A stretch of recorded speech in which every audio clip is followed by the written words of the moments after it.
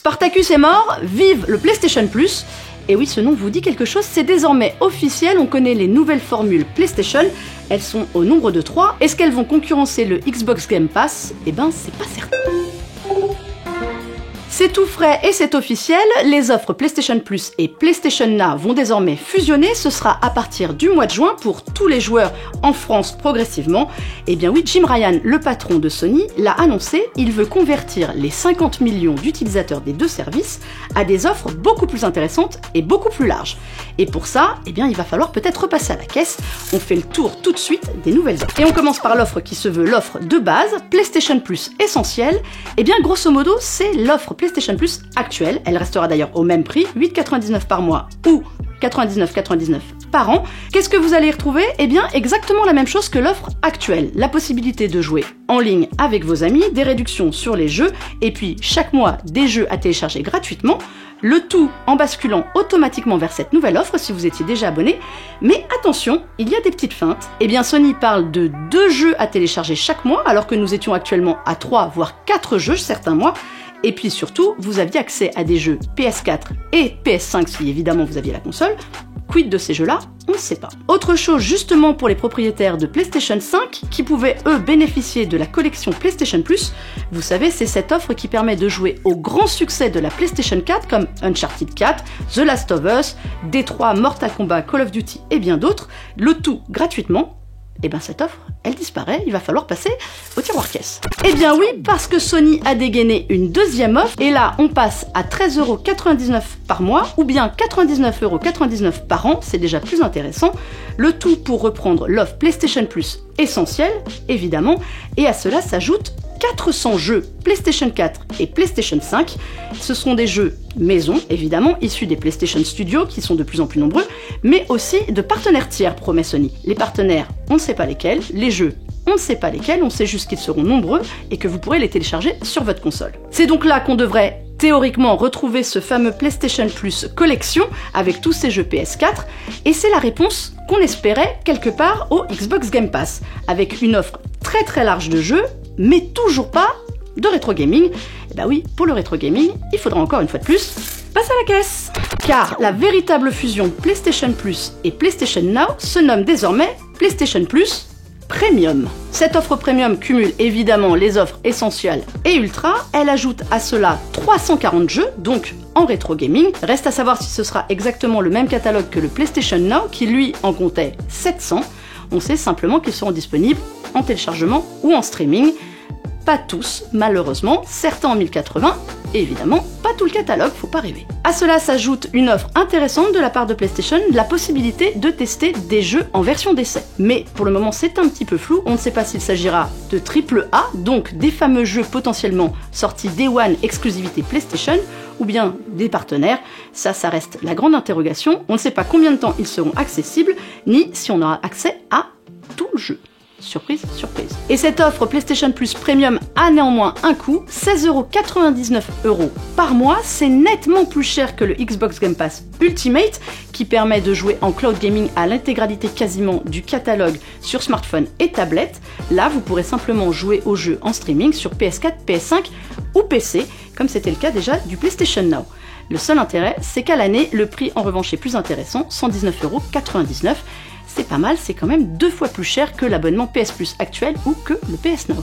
Sur le papier, PlayStation a donc largement fait évoluer son offre PlayStation Plus. On s'éloigne de l'offre basique qui permettait à la majorité d'entre vous quand même de jouer en ligne et de récupérer des jeux gratuitement chaque mois. Mais cependant, à y regarder de plus près, il y a quand même plusieurs choses qui nous chiffonnent. Tout d'abord, quid des jeux Day One? C'est la force du Xbox Game Pass de proposer par exemple Forza Horizon, Halo Infinite et d'autres jeux exclusifs maison dès leur sortie dans le Game Pass. Cela a permis notamment aux joueurs de découvrir parfois des jeux et à ces jeux de récolter des millions de joueurs qu'ils n'auraient pas forcément eu. Mais chez Sony, la philosophie reste totalement différente. Pour Jim Ryan, il est évidemment inconcevable de mettre les exclusivités maison dès leur sortie dans un tel abonnement.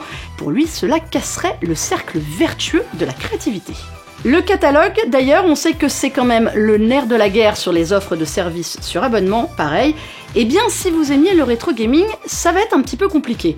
À moins de passer par l'offre premium à 120€ par an, soit 2 fois celle du PS Now, il sera un peu compliqué de jouer, mais pour rattraper le coup, Sony promet de très gros jeux à la sortie.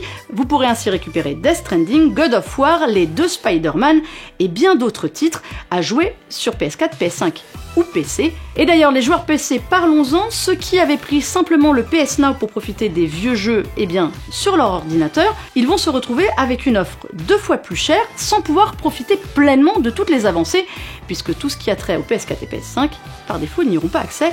Mais bonne nouvelle cependant, si vous étiez aujourd'hui abonné au PS Now, vous allez basculer automatiquement sur l'offre Premium, le tout au même tarif. Mais attention, ça ne durera que le temps d'abonnement qu'il vous restait. Après, la facture sera totale. Au total, Sony entend donc proposer à tous ses joueurs 700 jeux à travers ces 3 formules d'abonnement, enfin notamment si vous optez pour la formule Premium. Mais quels seront ces jeux? On parle de 400 jeux PS4 et PS5 dont la majorité viendront des PlayStation Studios, mais à l'heure actuelle, Sony en est plutôt à faire du recrutement intensif avec des jeux qui mettent des années à être développés. Le fond de catalogue de ces studios n'est pour le moment pas assez fourni, à notre avis, pour donner de l'ampleur à l'offre. Et puis pour tenter d'aller rivaliser avec le Xbox Game Pass, il y a évidemment le fond du catalogue qui devrait être le plus important possible, mais aussi la qualité des jeux. Et on sait que sur le rétro gaming, les jeux PS, PS2, PS3 ne sont pas vraiment optimisés par Sony, à la différence d'Xbox. Ça jouera aussi dans la qualité du service. Un service avec des jeux, c'est bien. Un service avec des beaux et des bons jeux, c'est encore mieux. Alors, avec ces 3 nouvelles formules du PlayStation Plus, est-ce que Sony se pose véritablement en concurrent du Xbox Game Pass qui défraie la chronique? Eh bien, ce n'est pas certain, car il y aura certainement les jeux, mais à condition d'opter pour l'offre premium la plus massive. Eh bien, il n'y a aucune garantie non plus sur les titres qui seront disponibles. Il n'y aura vraisemblablement pas de jeu Day One, ce n'est pas dans l'esprit Sony.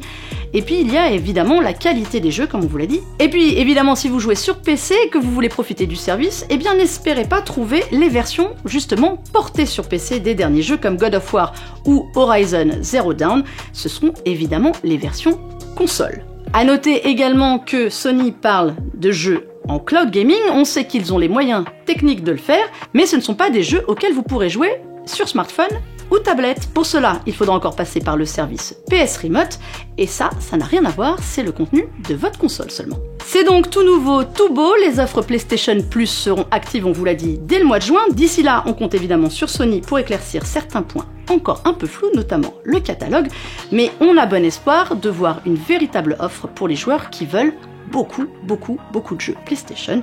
Et puis ça donne quand même envie d'avoir de la concurrence. Merci à vous d'avoir regardé cette vidéo, on espère qu'elle vous a plu. N'hésitez pas à nous laisser vos petits commentaires en dessous sur justement ces nouvelles formules PlayStation Plus et en débattre entre vous. Mettez-nous un petit pouce, ça fait toujours plaisir si la vidéo vous a plu. Et on se retrouve très vite sur notre chaîne pour de nouvelles aventures. Ciao ciao!